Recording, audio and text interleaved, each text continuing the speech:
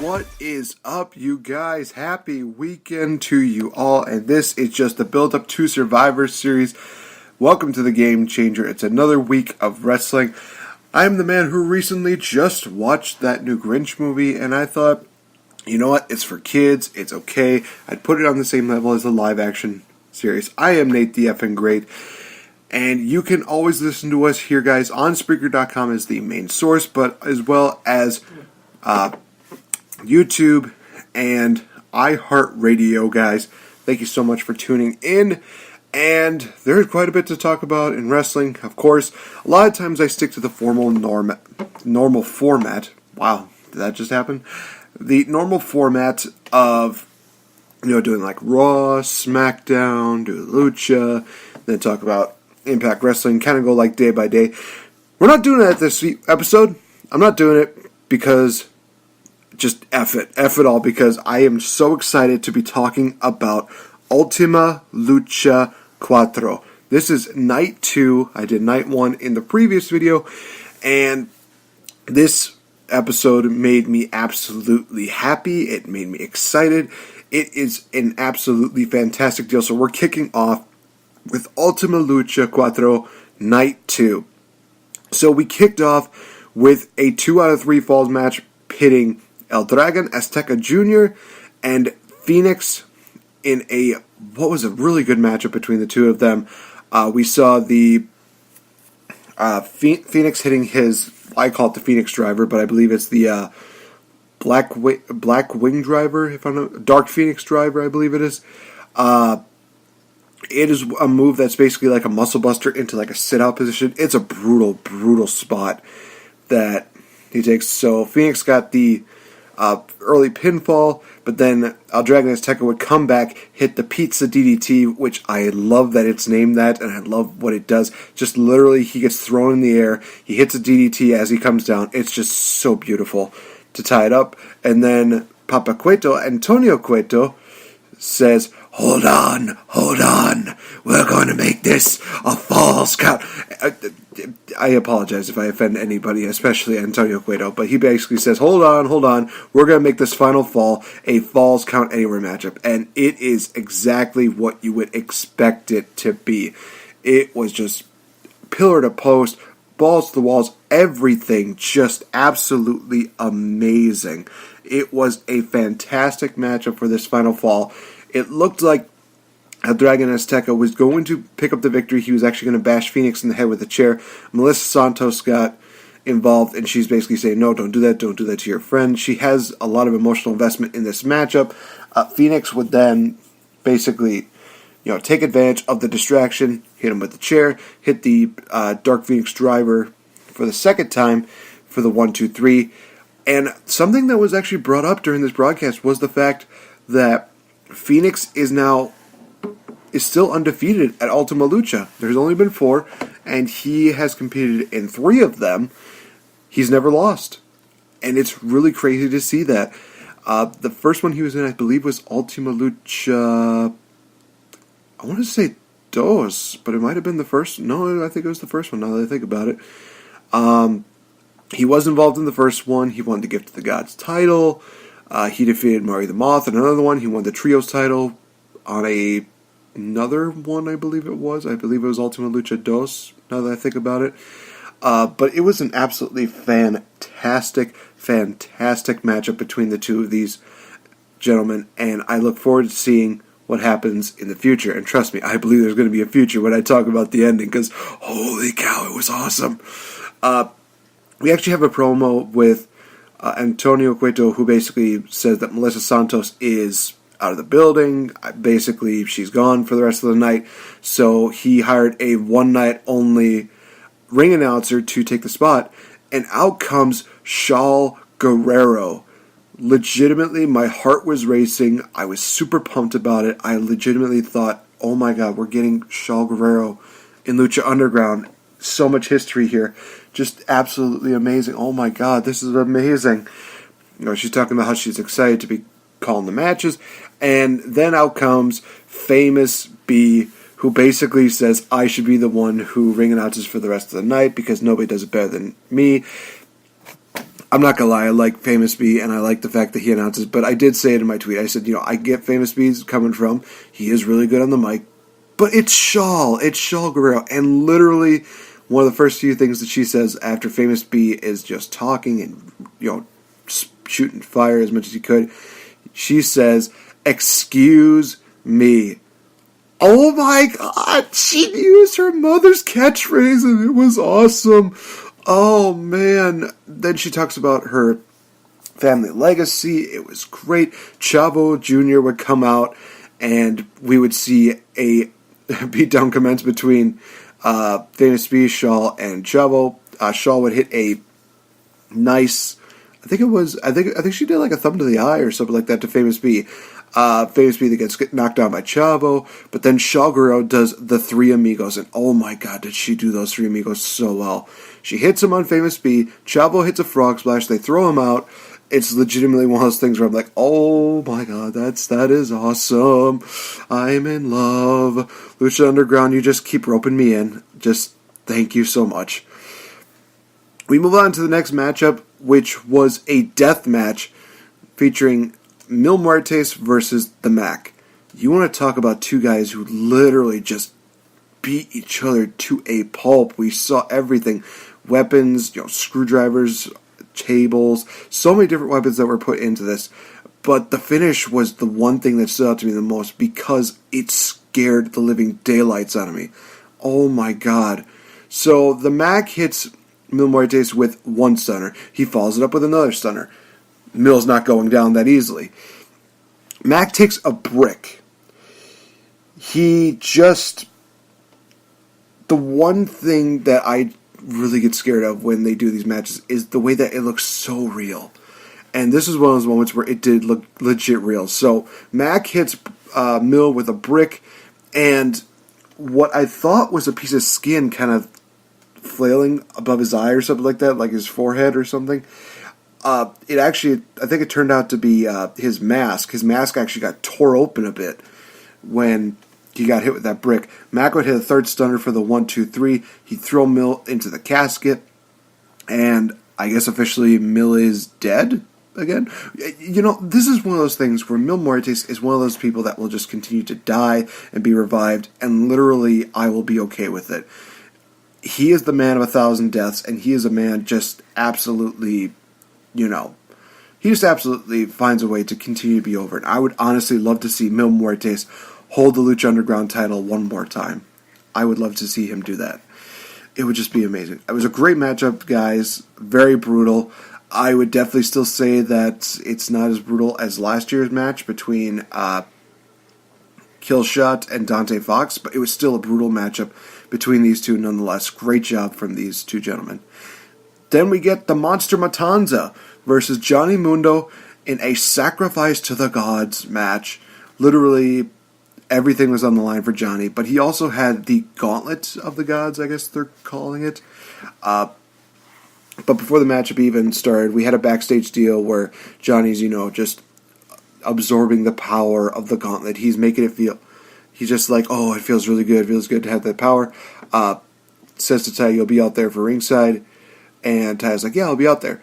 But then she tucks the Ricky Mundo doll. I guess she still had it for a while. I don't know why, but okay. She basically talks a little bit to the doll. The doll's just saying like, oh, you're pretty, and you'll make a great host. And all we see is Taya holding the doll, and what looks like she's motorboating the doll. That's just how it looks like from behind. But it was still one of those things where it will come into play a little later on. I'll explain in a bit. Johnny Mundo did not have Ty at ringside, I will say that, but he still had the gauntlet. Throughout the matchup, though, Matanzas did everything that he could to make sure that that gauntlet was not in the possession of Johnny Mundo. And he definitely just went out there and really, really just did everything that he could. Matanza was just wrecking him, throwing him out of the ring, throwing him around the ring, doing everything, just being that monster that we know that he could be. It was beautiful. We saw Johnny Mundo trying to get some advantage. We saw him hit the end of days, or it might have been like the, I think it was the end of days Starship Pain move, but Matanza kicked out of that. Then we saw Matanza hit the Wrath of the Gods. Johnny Mundo kicked out of that. We get to see Johnny Mundo finally with the gauntlet, and the finish here. I legitimately look at that. I think to myself, wow, they paid a lot of homage to a certain superstar, because Johnny is just throwing flying punch after flying punch after flying punch after flying punch. I legitimately look at this and I think to myself, wow, they're paying homage to Roman Reigns, and they probably did not even realize that. That is scary how that worked out.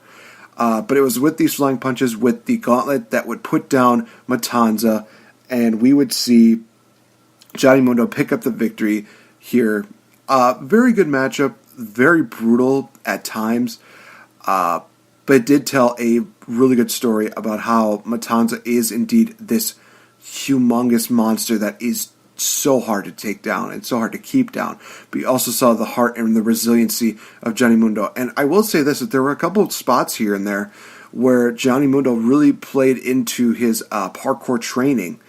And it's always cool to see that, because Johnny Mundo doing parkour is always really good to see. And he is just so versatile in that area. There was another point where Matanza actually, I think he choke slammed Johnny Mundo through a roof from like the entrance area. I don't know what they really want to call that, but basically it looked like Matanza had picked up the victory. He's about ready to sacrifice Johnny Mundo. One of the coolest things is when the doors to that entrance just slowly open.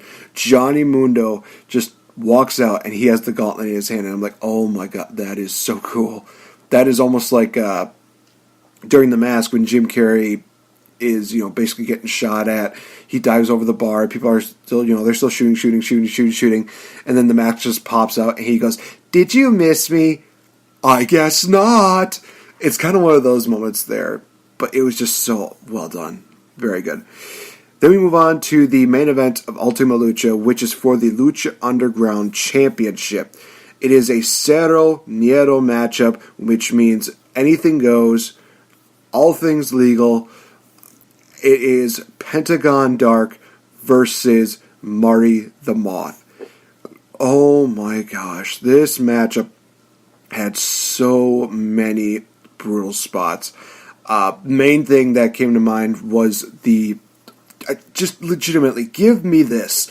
Somebody put Marty the Moth in a horror movie where literally his only weapon is a fork. Let him just go crazy with it, and he could make a franchise out of that. I don't care what you have to do, who does it, just give me that. Even if it's just one movie, I will take it. He and that fork just, they just work so well together. While Pentagon was wearing his attire, Marty the Moth did not. He was actually in his street clothes. I think he had the jeans on. He had a shirt that says Aztec Pride. For the beginning part, I thought it was going to be just a one-sided deal because Pentagon Dark just laid it out into Marty the Moth. But then came a point where Pentagon was doing chops to Marty, and literally I'm like, wow, he's unfazed by chops. He's no-selling chops. This is actually kind of cool. But then after he went to kicks to the thighs, that's where Marty's just like, okay, I forgot about that. Yeah, they definitely just went every single deal, just laying it all on the line. The match ended with Pentagon Dark hitting the package pile driver on Marty the Moth on some stairs. Not the stairs, the steel chairs. There we go. Just always one of the most brutal spots, just seeing that. Basically, if you watched Slammiversary this past year, what Sami Callihan received from Pentagon Jr., that's what you expected from Marty the Moth in this deal. Pentagon Dark would pick up the victory and win the Ultimate Championship in Lucha Underground for the second time in his career. And it's just one of those things where it's like, wow, he's in the same league as Prince Puma. That is really cool. So after the matchup was over, Reclusa came out and she was, trying to basically beat up on Pentagon, but then Vampiro would come in and he would even the odds, drive Reclusa and Marty the Moth away.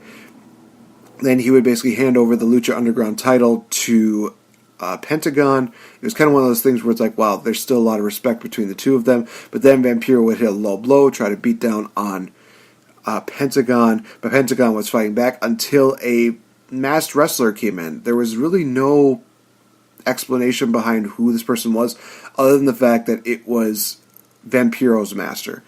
I guess we'll call him El Maestro, I guess for lack of a better name, at least for now. But he basically did a shooting star press from the top of the arena on Pentagon. It was insane. Then he had a somersault kind of splash deal to Pentagon in the ring.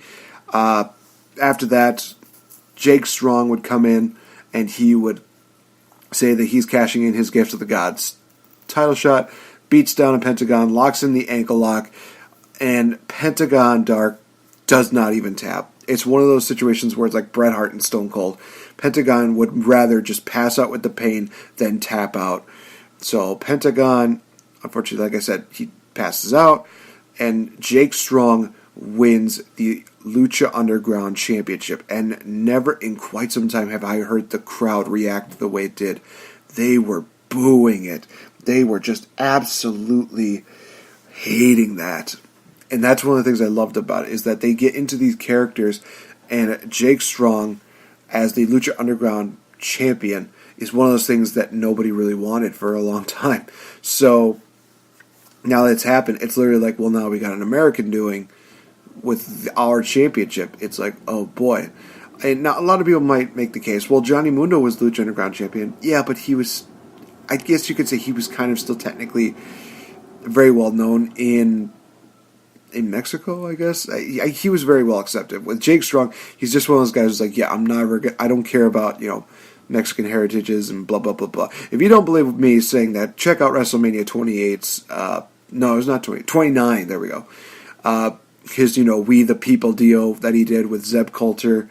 It's one of those things where you watch that and you think, wow, he really just believes in America. That's essentially what Jake Strong's character is. He's just there to break ankles, but also he's just one of those things like, I don't care about tradition, I don't care about anything except being the man. So after all of this is done, after Matt Striker does his whole, good night, everybody, we go into like a dark cavern, I guess we could say, where Aerostar, Drago, and El Dragon Azteca, they're basically saying, they have the gauntlet back because Johnny Mundo gave it back to them, and basically they are using that to get rid of Matanza. We see a dark figure go up to Matanza, and who would this dark figure be? Black Lotus. As soon as I saw her, I'm like, oh my god, yes. I was a little disappointed that Kairi Sane was not there, but you win some, you lose some. So Black Lotus has the gauntlet, basically does a whole deal where she's just punching Matanza until finally she's able to just grab the inside of Matanza, rip out his heart, killing Matanza. So Matanza's dead.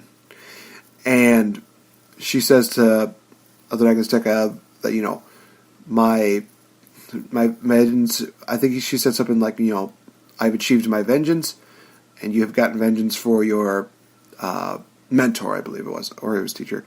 Looks like all the thing is great, but then Jake Strong comes in, attacks El Dragon Azteca from behind, breaks his ankle with the ankle lock, and then grabs the gauntlet, basically leaving there.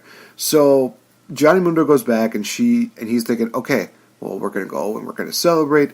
But then we see Taya basically just turn around, grab Johnny Mundo by the neck, choking him, and she is possessed. It's literally, imagine Cult of Chucky, and that is literally what is going on here with Taya. And it is honestly one of the greatest things. It is awesome. I'm very interested in seeing where this is going. After that, we see a situation where Jake Strong is in a limo. They're with a police officer, FBI agent that was sporadically known throughout the season. Antonio Cueto. The El Maestro is what I call him. And then there was a dark figure in there too, basically asking, do you have the gauntlet? And Jake Strong says, yeah. And they ask, whose blood is that on your shirt? And Jake Strong says, Matanza Cueto's. Basically, they're getting everything into place. And then I literally mark out. And I almost scream like a little girl during this moment. And I am proud to say that, because who is that dark figure behind apparently everything that's going on here? None other than Stu Bennett. A lot of you might know him if I say this. He was there to deliver some bad news. Wade Barrett is in Lucha Underground. I literally had my mouth covered, and I was holding in so many screams, but it did not work out at all. I was so happy. Seeing Wade Barrett, Stu Bennett, Bad News Barrett, whatever you want to call him, in Lucha Underground is legitimately one of those things where it's like, oh, it's so beautiful. It's so great. He's doing this. I could not be more happier right now. Then we get to the most interesting part about this entire deal before they do their whole to be continued ... So Aerostar has the amulet that he got from I think it was the police officer who was also Katrina's mother, if I'm not mistaken.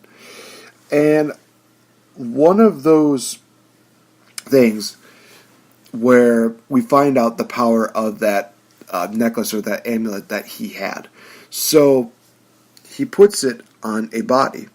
Whose body? Why, Dario Cueto's body. As soon as he does that, Dario comes back to life. He wakes up and he just looking around. He's all freaking out. And then he looks at Aerostar. He goes, Aerostar, what the fuck? And that's it. It cuts to black. Oh my God. Dario Cueto is back.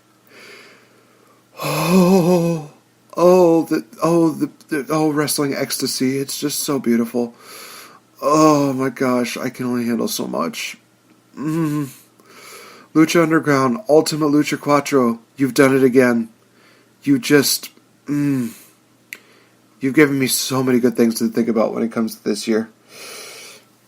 Oh, just beautiful. Just beautiful. I loved it. I loved everything about it. I loved everything that went into it.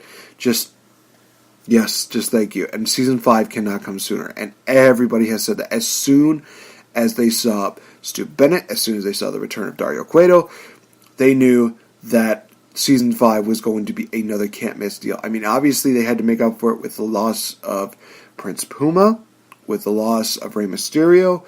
Now they've taken out one of their big monsters, Matanza. So there's going to be a lot of very interesting variables going into Season 5. Now, if I'm Lucha Underground, there's a part of me that thinks that Season 5 should be the series finale. That is my opinion, because you definitely want to have it still be strong, and you don't want it to end on a sour note. Like, obviously a lot of people, when they watched Walking Dead, up until, I think they want to say, maybe it was like Season 5, Season 6, I lost interest after the first episode of Season 7, I believe. They reached a peak, and then they just kept going and adding stupid stuff and just putting things on. I don't want to see Lucha Underground end, but I also don't want it to be one of those things that everybody gets, a bad taste in their mouth after everything. So, right now, I'm okay with the season 5. I'm more than okay. I am ecstatic for a season 5. There's a part of me that wants it to end at season 5, but then I'm thinking, maybe I want them to continue on forever. Maybe I want them to continue on all the way until maybe they reach, Ultima Lucha 10. That would be amazing. If they can reach a 10 for Ultima Lucha, that would be amazing. But 5 seems like a really good number. That's just my opinion. But all in all, what are my thoughts about Ultima Lucha? It is definitely one of those events of the year. It was very well done. Storylines were all played out. Matches were great. And there's also a continuation for story. There's a purpose for everything in these matches here that happen at Ultima Lucha. Very well done. And I'm looking forward to seeing what they do in the future. Now that we talked about the great thing, we talk about the other things. So we had Monday Night Raw. Basically, Raw and SmackDown were the major build-ups to Survivor Series. We had the announcement of the men's Survivor Series match, the women's Survivor Series match, as well as the tag team Survivor Series match. So literally, like they did last year. Baron Corbin was announced as the captain of Team Raw, and he selected Dolph Ziggler, Drew McIntyre, and Braun Strowman on his team. All throughout Monday Night Raw, it was Braun Strowman just chasing after Baron Corbin for costing him the Universal Championship. And there were so many deals where Braun Strowman's like, "Where's Corbin? Where's Corbin?" It gets, crazier and crazier. But the best moment from that entire deal was when Charlie was talking with Baron Corbin, and basically, they're talking there, making it seem like, Baron Corbin is not afraid at all. And then Charlie asks a question. It's like, well, if you're not afraid of him, why are you hanging out here in this storage unit? Baron Corbin just has this look on his face of just like, you've doomed us all. And then he follows it up with like, Charlie, you just gave our exact location to everyone in the world. And then, 2 seconds later, you hear, "Rah!" Braun Strowman just coming through, just barreling through everybody. And I will say this, every single security guard that Braun Strowman wiped out deserves to be paid double for that. They just got absolutely wrecked by Braun. Baron Corbin would make it away, so he's literally, he's literally done. He's gone for the rest of the night. And it was weird because we were supposed to get Baron Corbin versus Kurt Angle, and if Kurt Angle won, he would be the team captain of Raw. But before he left, Baron Corbin said, well, I'm not going to be sticking around here because I don't want Baron Corbin. I don't want Braun Strowman to kill me. So he's going to be fighting Drew McIntyre. And the match with Drew McIntyre was okay. I will say this, that a lot of people are definitely, writing off Kurt Angle, or they're saying that he's not going to be coming back, or this could be his final match. A lot of questions that are raised with this matchup. Kurt Angle did everything that he could, but in the end, Drew McIntyre, with the ultimate sign of disrespect, hit an angle slam, locked in the ankle lock, and Kurt Angle was forced to tap out. Now, I want to point something out. A lot of people don't know this, but that's not the first time that Drew McIntyre has made Kurt Angle tap out. And it's not the first time that he's made him tap out in England, nonetheless.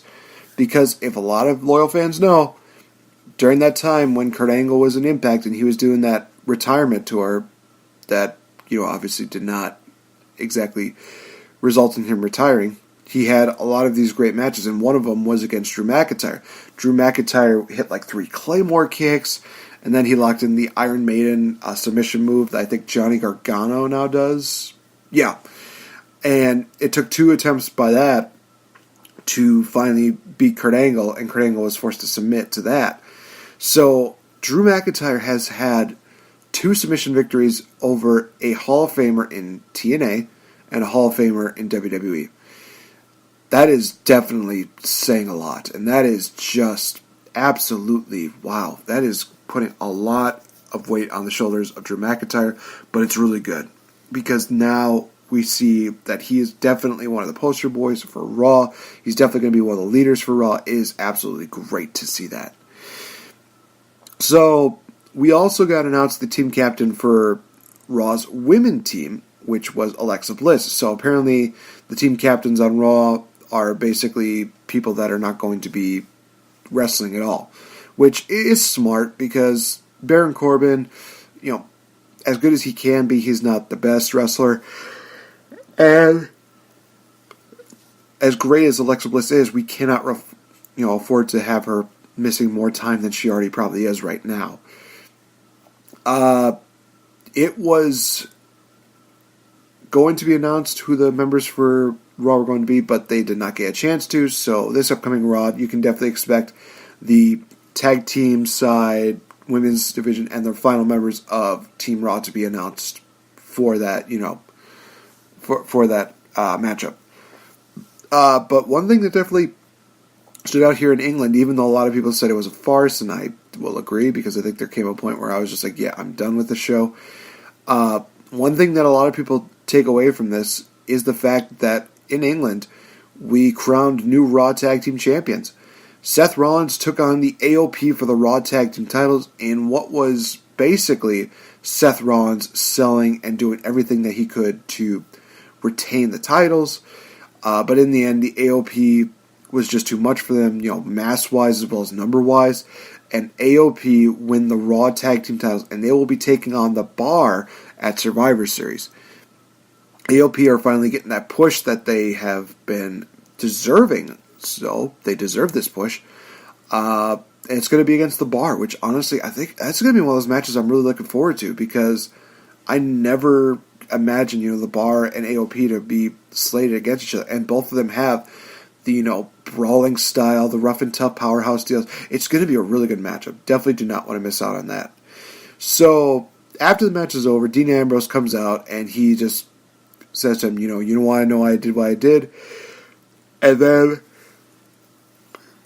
beats down on Seth a little bit before leaving, basically not even giving any cares in the world. And one of the things that really stood out during this whole entire deal is that they tried to ask Renee, basically indirectly saying, well, I mean, you're married to him, what's going on with him? And she very, she very much just said, I don't know. I really don't know. No, he's been very quiet. He's been very, he hasn't really said much. So it's very interesting to see where this is going. But I am very interested in seeing Seth Rollins versus Shinsuke. That's going to be a good matchup. I know that a lot more people are definitely interested in the whole Dean and Seth matchup, but I'm just really looking forward to seeing how this goes. Oh man, it's just going to be it's going to be a good match. It's going to be a good match. All right, so other than that, yeah, I think that's really all we can cover for Raw. Moving on to SmackDown, that SmackDown was happening because we kicked off with the whole page announcing the winner of the Best in the World tournament was Shane McMahon. Yeah. Okay, then. So, this was a thing. They basically did a deal where Shane McMahon, he's saying, I won the tournament, but the best in the world is all the men and women that are in the locker room of SmackDown. And then he would announce who was going to be the captain of the Survivor Series team. It was going to be Daniel Bryan, but then The Miz came out basically stating that, hey, I went through everybody. I went through Jeff Hardy. I went through Rey Mysterio. Only because of a freak accident did I not compete in the tournament. And I will say this, that I would be the best in the world right now. And Shane says, okay, you're right. So we're going to have co-captains. It's going to be The Miz and Daniel Bryan. And I love his way of thinking when it comes down to it. Says that you guys bring the best out of each other, and I want nothing but the best brought out of you here at Survivor Series. So it was one of those things where it's wow, this is actually brilliant. This is actually brilliant writing. They really do bring out the best in each other, and they could probably do that. I will say this, that it just got better from there, because there's all these moments where Daniel Bryan and The Miz, they're talking about who they're going to add to their team. Miz and Bryan, they agree on Shane being added for the second year in a row, which probably means that they're going to lose. I mean, well, actually, now that I think about it, I think it's actually the third year in a row. Because, yeah, I think it is. Now that I think about it, I believe that this is the third year in a row that Shane McMahon is competing for the Survivor Series team. And he is 1-1 when it comes to that. Man, that's crazy to think about. There's all these moments where Daniel Bryan and Miz, they're kind of, enjoying the fact that they're agreeing, but then there's always like these awkward pauses and these smiles where it's like, this is weird. Bryan said it first, and then Miz was like, yeah, this is weird. So then we get two basically qualifying matches for the final two spots on the Survivor Series team, in which we would have the match between Rey Mysterio and Andrade Cien Almas. Oh, that was good. That was a good matchup. Rey Mysterio would pick up the victory. Please just give me more Almas versus Rey. For the love of all that is high and mighty, please. After the match was over, Randy Orton came out, RKO'd Rey Mysterio, basically getting vengeance on Rey for beating him the way he did at Crown Jewel. So you could probably suspect that Randy Orton might try to take Rey Mysterio's spot on the Survivor Series team. If not, maybe cost Rey the match at Survivor Series. I don't know. It's going to be interesting to see. Then we also had Samoa Joe versus Jeff Hardy, in which was a pretty good matchup. The finish happened with Jeff Hardy going for the Swanton Bomb, but Samoa Joe got his legs up, locks in the Coquina Clutch. Jeff Hardy taps out, and Samoa Joe is the final member. So Raw has two spots to fill. SmackDown just fills it up in just one foul swoop. It was kind of awesome. I'm not gonna lie. Like I said, Team SmackDown also had their captain of the Tag Team Survivor Series matchup, in which was the Usos, because they defeated the New Day during the matchup, and then immediately after that, the New Day were invited to be a part of the team, and they accepted. So literally, it's kind of like a Miz Daniel Bryan deal there, because it's like, hey, you bring out the best in us, we want nothing but the best out of you at Survivor Series. That's pretty cool. So then we get to the announcement of the SmackDown Survivor Series women's match, in which they announced Carmella, Naomi, Sonya Deville, Asuka, and supposedly Charlotte. But Charlotte never came out. Instead, Mandy came out, and she basically talks that she should be the final member. Why is Sonya getting a spot when she was the one who eliminated Sonya from the Battle Royal to begin with? And it's just kind of one of those things where it's like, you definitely feel the dissension in the ranks between Sonya Deville and Mandy. It was beautiful. It was great. I loved it. Just give me more. They just let all the women kind of go crazy on each other. So we're definitely probably going to get Sonya versus Mandy in the future. If not, Mandy versus Charlotte for that final spot. It's going to be interesting. Trying to think if there's anything else. Oh, I should not overlook this. I think I can save the best for last. Yeah, I could definitely save the best for last before going into talking about Impact. So Becky came out. She responds to Ronda in only way that she knows how, and that's being the man. And she just does an absolutely great job. And then she just says, if there's anybody back there that thinks that they can beat me, come on out and let's see if you're worth it. Then we hear Sanity's music hits. As soon as that happens, a lot of people could connect the dots. But it's just still one of those things where it's like, oh, we need to actually see it. We need to see it. We see, of course, Killian Dane. We see Eric Young. We see Alexander Wolf. And then Eric Young does the point to the stage. Out comes Nikki Cross. Nikki Cross is finally called up to the main roster. And if you haven't watched NXT, you'll know that she's getting better and better and better. And her character is just so good.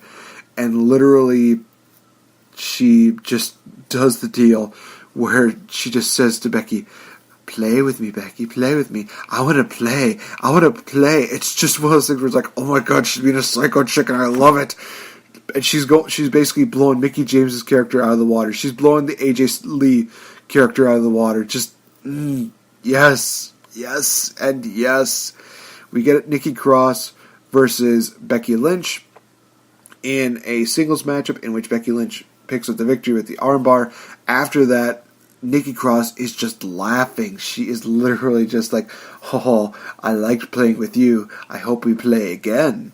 Oh my gosh, I want that so badly. But that also does lead into the question that, I know I'm kind of hip-hopping around, but whatever. Lead into the question that Mr. Fretz, the legendary Fretz, had for me last week. I didn't answer it because I was too emotionally drained, and I was also just sorely disappointed with Crown Jewel with how they did it, because it was really stupid. I don't care what anybody says, and I will fight anybody, including you, Demon Diva. That whole thing with Brock and Braun was bullshit.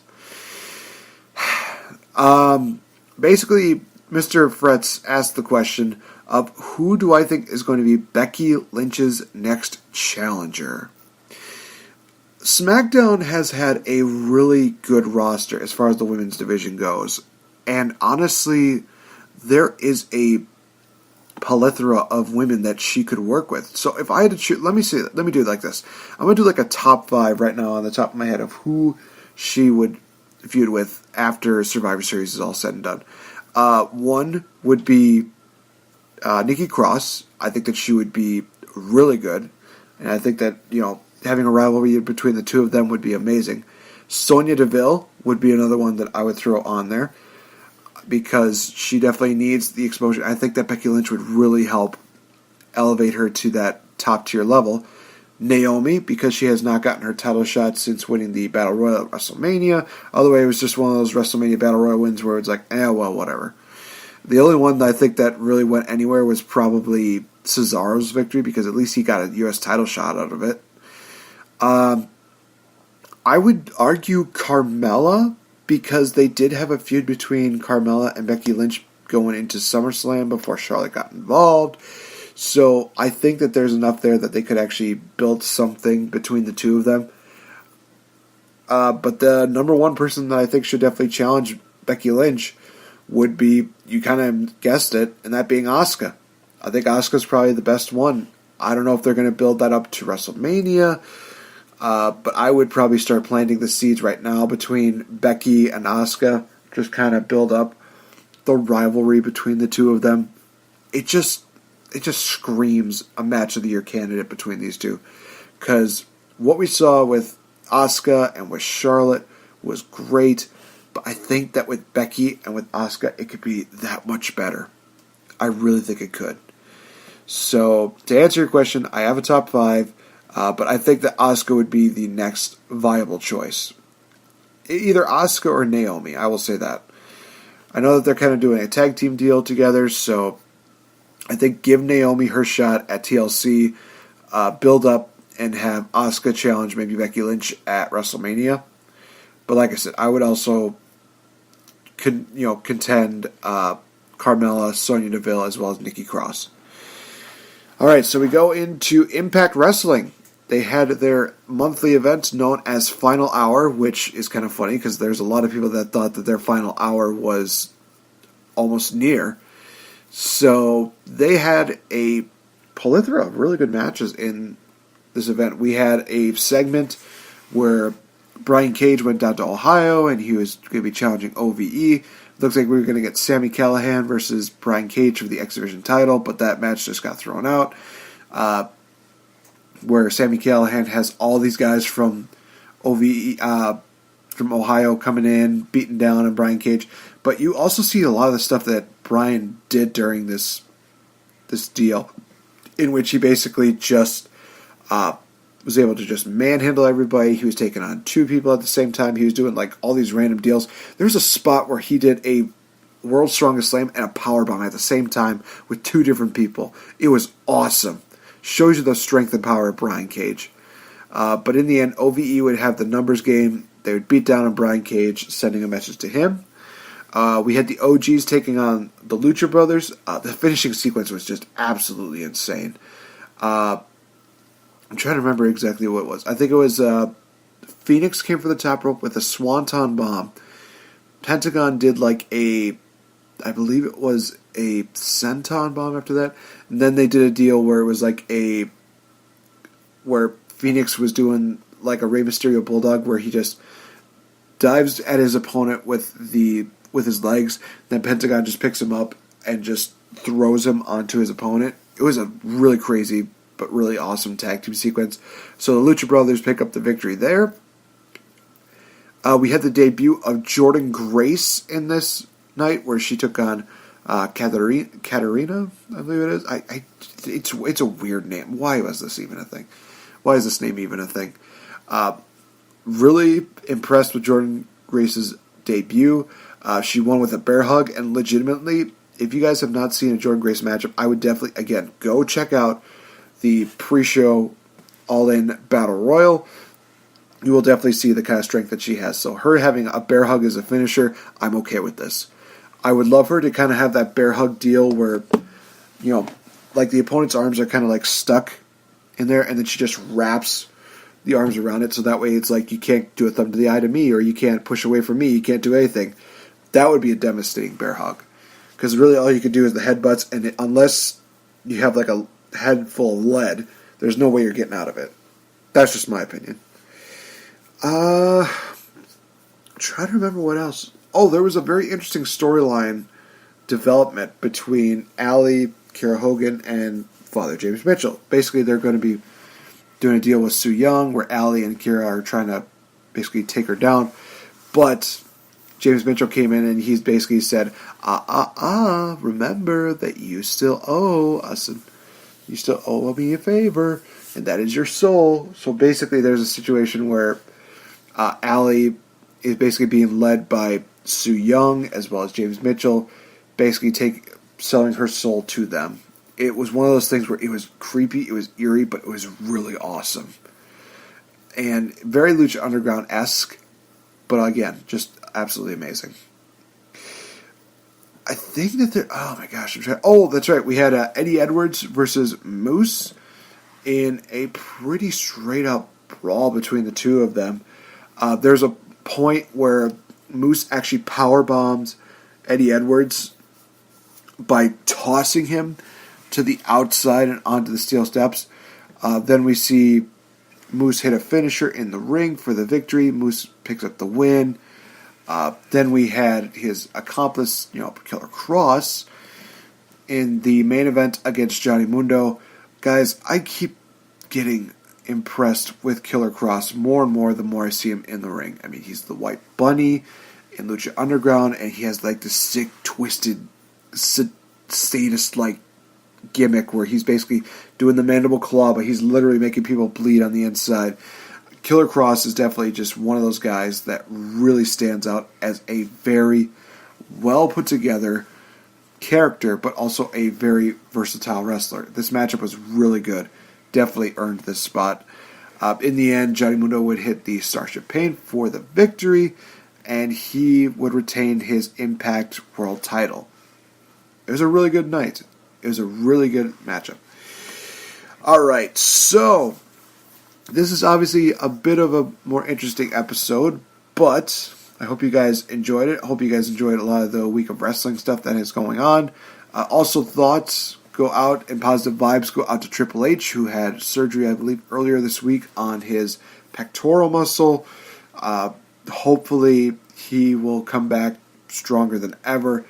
But I know that during Crown Jewel, that was just a nasty spot to take. And hopefully, again, he comes back after a speedy recovery. But don't push your limit, Triple H. Just take it easy. Actually, be a CEO first, and then you can focus on the wrestling. But no, this upcoming week is going to be an absolutely insane week, you guys.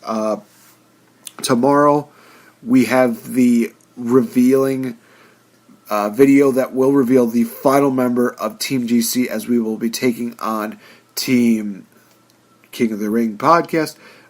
Next week at Survivor Series, it is going to be an absolutely crazy deal. And they forgot to mention that when it comes down to it, we have predictions that are going to be made for NXT TakeOver War Games, as well as Survivor Series. So there's going to be a lot to there's going to be a lot to talk about during this podcast. So you can definitely go check out the Kings of the Rings podcast on their iTunes as well as Google Play.